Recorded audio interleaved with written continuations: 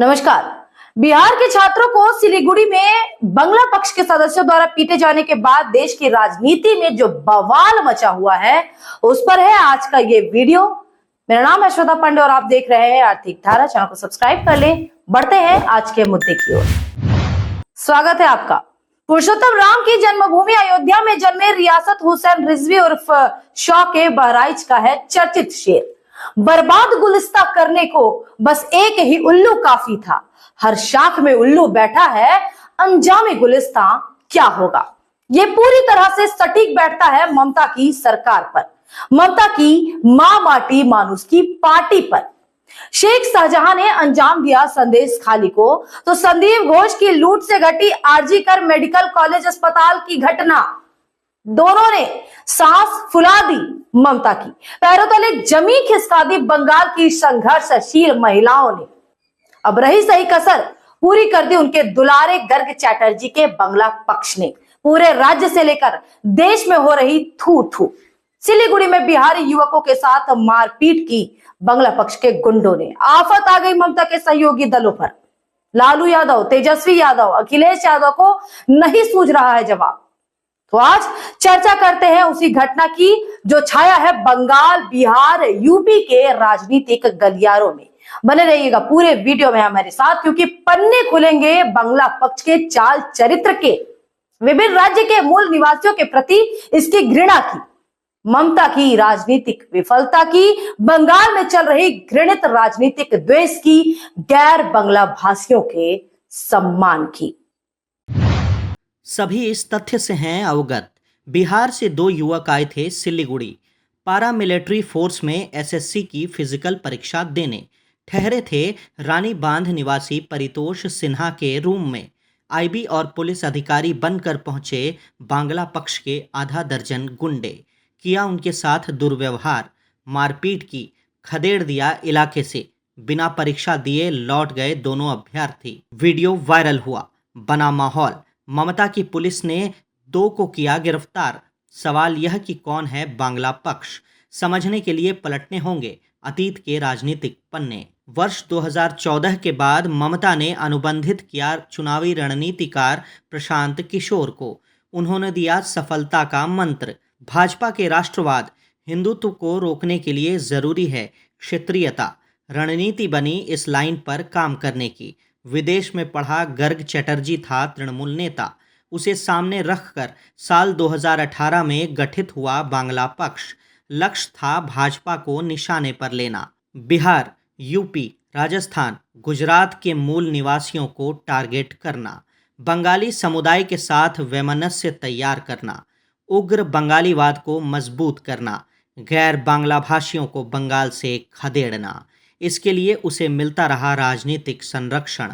मजबूत करने के लिए दिया जाता रहा प्रशासनिक और राजनीतिक खाद पानी।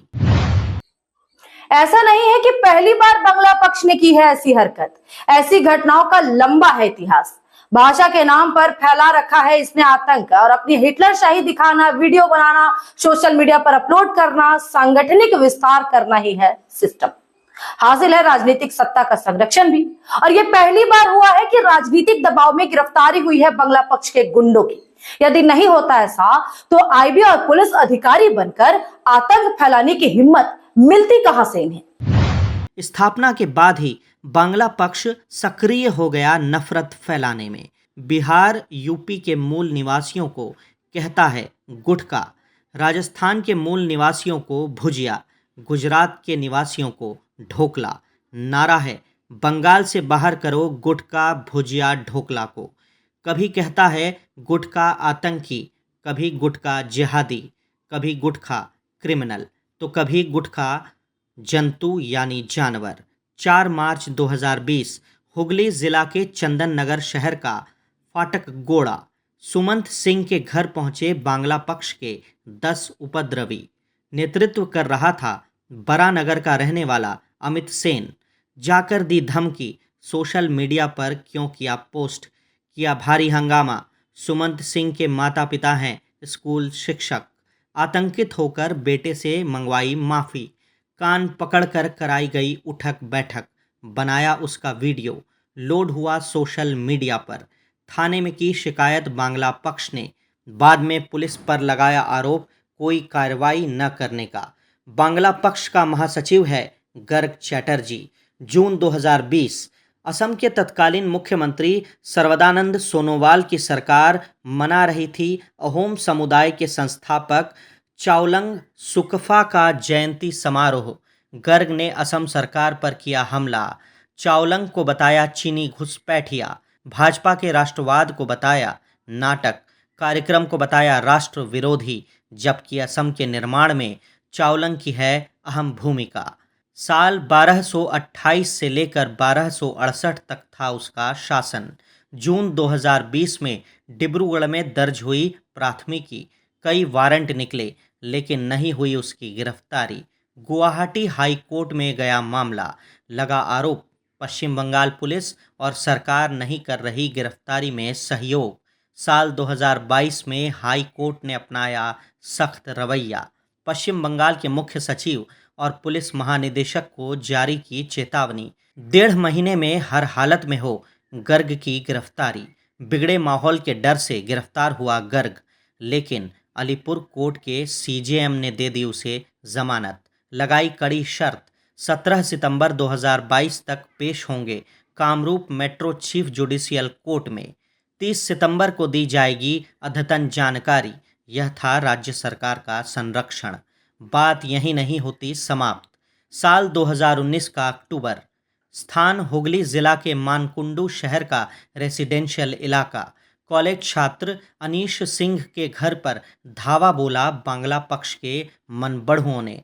सोशल मीडिया पर पोस्ट के लिए बुरी तरह से उसे धमकाया, मारपीट की, समाज के कुछ लोगों को जमा कर सार्वजनिक रूप से किया अपमानित। पूरे घटनाक्रम पर बनाया वीडियो, लोड कर दिया सोशल मीडिया पर। सिलीगुड़ी में बात हो रही डोमिसाइल की, इसके नाम पर भी होती है गुंडागर्दी। आसनसोल कोयलांचल में है रानीगंज। हिंदी भाषी छात्र है मुकेश कुमार भगत, जा रहा था मेडिकल में नामांकन के लिए नीट की परीक्षा देने।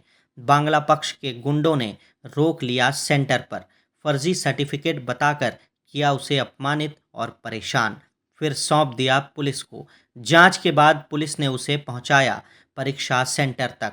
परीक्षा में बेहतर रहा रिजल्ट, नामांकन हुआ मेडिकल में। सोशल मीडिया में पोस्ट किया पूरा घटनाक्रम। बांग्ला पक्ष के गुंडे फिर पहुंचे उसके घर, दी बुरे अंजाम की धमकी, करियर बर्बाद करने, झूठे मामले में जेल भेजने की। मुकेश ने डिलीट कर दिया सोशल मीडिया से अपना पोस्ट। ऐसी सैकड़ों घटनाओं को अंजाम दिया गया है राजनीतिक संरक्षण में। गैर बंगालियों को प्रताड़ित करना, उनका वीडियो बनाना, उसे सोशल मीडिया पर लोड करना है वर्किंग स्टाइल बांग्ला पक्ष का। और इसी के कारण सिलीगुड़ी कांड का वीडियो भी वायरल हुआ। राजनीतिक दबाव में पुलिस ने कार्रवाई की, लेकिन अभी भी पुलिस की भूमिका पर उठ रहे हैं सवाल। सिलीगुड़ी मेट्रो पुलिस के बागडोगरा थाने में दर्ज हुई है प्राथमिकी। शिकायत दर्ज कराई है घर के मालिक जय सिन्हा के पुत्र परितोष सिन्हा ने। कांड संख्या है 320/2024, तिथि 26 सितंबर 2024।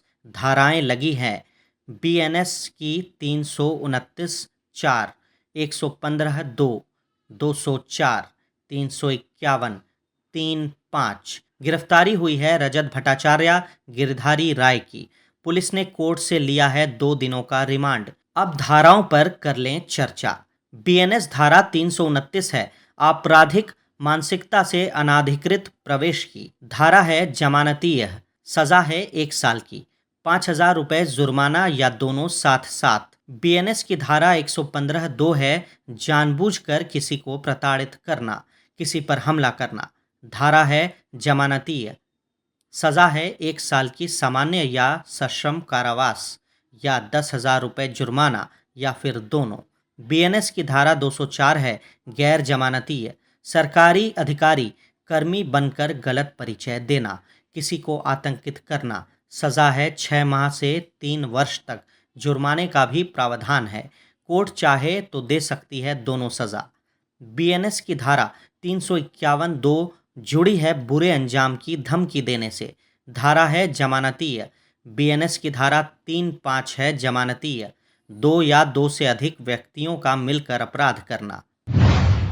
राजनीतिक संरक्षण में भाषाई विद्वेष का खेल होता है बेहद खतरनाक। देश का इतिहास गवाह है कि इस तरह की शक्तियां नहीं टिकती अधिक दिन तक, खुद तो मिटती है समय के साथ और ले डूबती है अपने राजनीतिक आकाओं को भी। बंगाल में आमरा बंगाली हो या मुंबई में मनसे, अंजाम है सामने। इस अंक में इतना ही। अगले अंक में चर्चा होगी राजनीतिक पहलुओं की। करें इंतजार, बने रहे आर्थिक धारा के साथ। अब देखेंगे कुछ खबरें फटाफट। निरसा थाना इलाके के बेनागड़िया में स्थित है जवाहर नवोदय विद्यालय। शिक्षक पर लगा है 3 छात्रों की बर्बरतापूर्ण पिटाई का आरोप। एक छात्र अस्पताल में है इलाजरत। आक्रोशित गार्जियनों ने किया स्कूल परिसर में भारी हंगामा। शिक्षक के खिलाफ कार्रवाई की हुई मांग। प्राचार्य सीके ठाकुर ने दी जानकारी। आरोपी शिक्षक को हटाया गया है उसके पद से। ईसीएल के मुगमा क्षेत्र अंतर्गत श्यामपुर बी कोलियरी में सीबीआई ने की छापेमारी। मैनेजर प्रवीण कुमार मिश्रा, हाजिरी क्लर्क गौर रवानी रिश्वतखोरी में किए गए गिरफ्तार। कोलियरी कर्मी मोहम्मद सलीम ने की है शिकायत।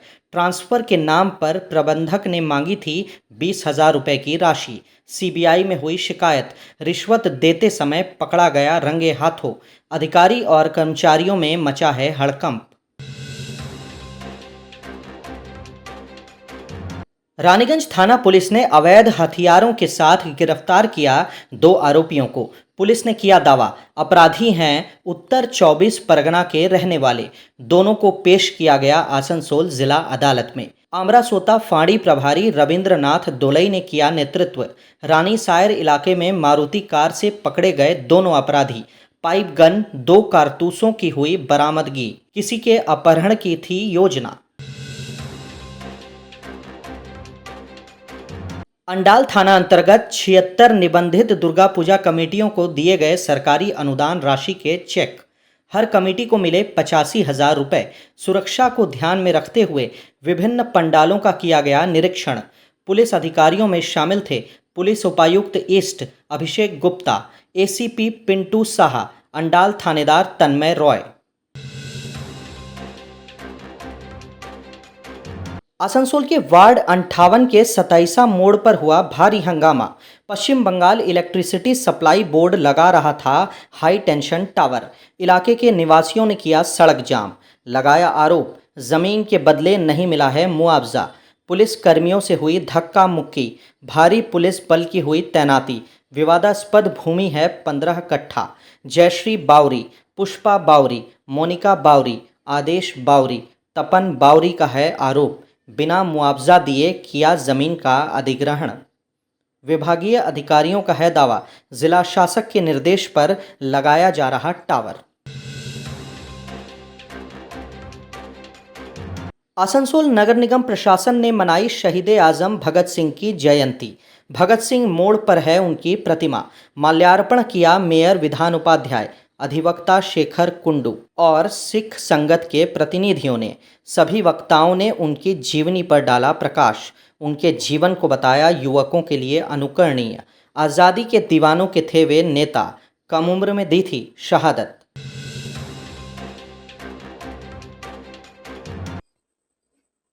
फिर होगी मुलाकात। स्वस्थ रहे, अपना ध्यान रखें, जुड़े आर्थिक धारा के साथ, क्योंकि हम जुड़े हैं अपनी माटी अपनी थाती से। चैनल को सब्सक्राइब करें, बेल आइकॉन प्रेस कर ले। वीडियो पसंद आती है तो लाइक करें, लोगों के साथ वीडियो को शेयर करें ताकि वो भी इस तरह के मुद्दों से अवगत हो सके। आप हमें फेसबुक और एक्स पर भी फॉलो कर सकते हैं। नमस्कार।